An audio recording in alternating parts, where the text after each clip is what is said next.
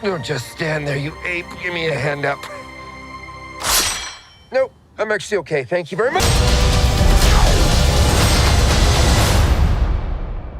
To me, my X-Men.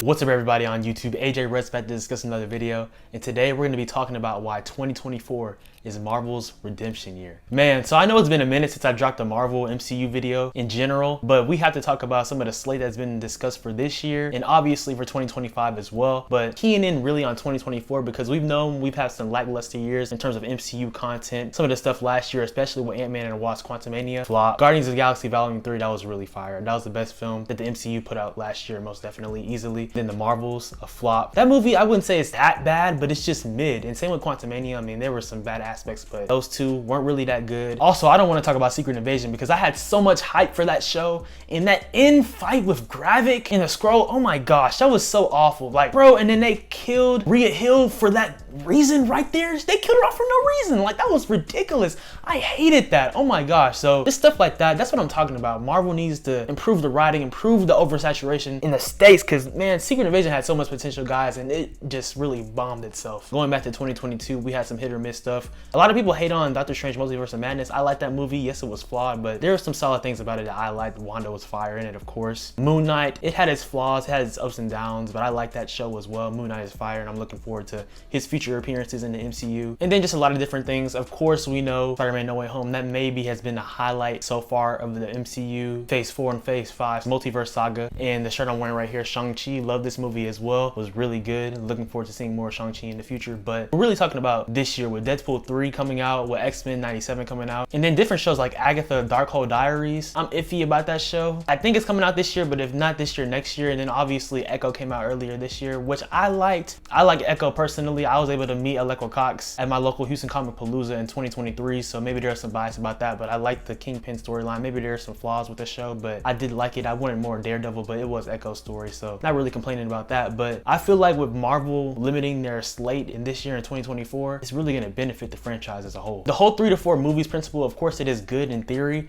but you also don't want to be oversaturated. And I think that's what Marvel has really ran into, specifically in the Phase 4 and Phase 5 saga. I mean, we saw that in 2021. Yes, we got some good things like Loki Season 1 and Loki Season 2, so great. Top tier Marvel. Honestly, I would put that over No Way Home in terms of being the best products that we've had since Endgame. And then WandaVision was good too. Falcon and Winter Soldier, it wasn't that bad. It was solid. It had its moments, but those 3 came out in the same year. Then you also had Black Widow come out. You had Hawkeye come out in the same year. You had The Eternals, which it was a beautiful looking movie cinematography wise, but the product is a little mid. That movie isn't terrible, but it was all right. And then of course, No Way Home. I mean, 2021, that was the example year that it was way too much. And then 2022 with Moon Knight, with Miss Marvel, with She-Hulk, with Doctor Strange, with Black Panther Wakanda Forever. I mean, it's just a lot of stuff. And it would make sense if all the stuff was top tier quality, but some of it was mid, some of it was okay, some of it was great. And you need to have that consistent quality. The principle should always be quality over quantity. And with Bob Iger coming back, being a part of Disney and being the CEO, I think that he's really taking that initiative. And with Marvel only releasing Deadpool 3, or should I say Deadpool and Wolverine, of course, my bad, being the only film come out in 2024 for Marvel, is really gonna help him. Now, I don't really want to necessarily break down the Deadpool and Wolverine storyline, and same thing with X-Men 97 coming out, but those 2 products and those 2 projects are gonna be legendary this year. But of course, having Logan back and Hugh Jackman, and with Ryan Reynolds being Deadpool, and all the different multiverse saga setups that they're gonna have in the film. We saw in the trailer too that they had a Secret Wars comic in frame before Wolverine was about to shred Deadpool, so that's a good Easter egg. We know that there's going to be the TVA involved, a lot of multiverse hopping potentially, and maybe some cameos as well. One thing I do have to say though, that's one thing, the fan service and cameo aspect. We have to just go into a movie expecting the best. Everybody wants this character, this character, this character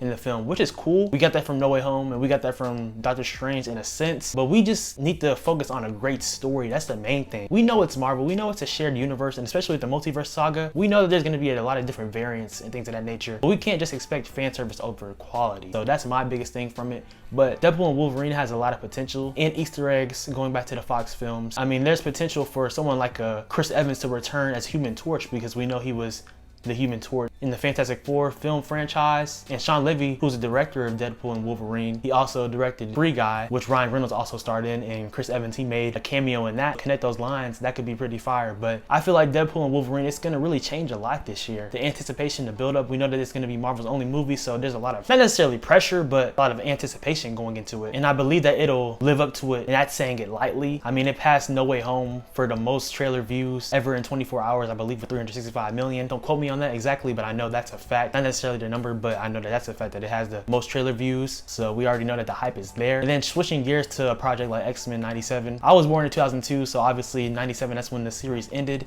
I remember watching some of it when I was younger, you know, just as a kid watching cartoons, being into Marvel and things of that nature. But I don't remember everything, but I'm definitely gonna have to give it a rewatch before it launches on Disney Plus on March 20th, but that should be really good. Some people have theorized that the Wolverine that we're getting in Deadpool and Wolverine is a Wolverine from X-Men 97. Maybe by the end of the series that could be revealed, I'm not sure, but that's an interesting theory. That'll be something to look forward to in that show. Seeing Cyclops, seeing Gambit, seeing Wolverine, seeing Magneto, just all of these different characters, Storm as well, in X-Men 97, I mean, it's gonna be a nice thing to see. We're nearing the mutants in the MCU being unleashed, and it's something to look forward to. And not only that, we can talk about Agatha Darkhold Diaries a little bit as well. I'm not gonna lie, when I saw that this show was announced, I was like, why? Some things that have been rumored, like, this is an aside, like shows like Vision Quest, some of the Wakanda shows, I do like a Wakanda show, but there's also, you know, that character that was in Wakanda Forever, just having an Okoye series. I mean, bro, that's doing too much. Come on now. I like the idea of the special presentations like we have with Werewolf by Night, that was fire, but not everybody needs a show. Like, that's one thing. Oversaturation is crazy, and I'm glad that Marvel is starting to get in key in that and making some changes, but like, that's unnecessary. But I digress on that. Agatha, she was a great character in WandaVision, so I'm gonna give it a chance for sure. Who knows, with the sorcerer aspect, we could be setting up things for Doctor Doom in the future. That'll be fire. And I don't want to talk about this too much because it's gonna make me mad, honestly.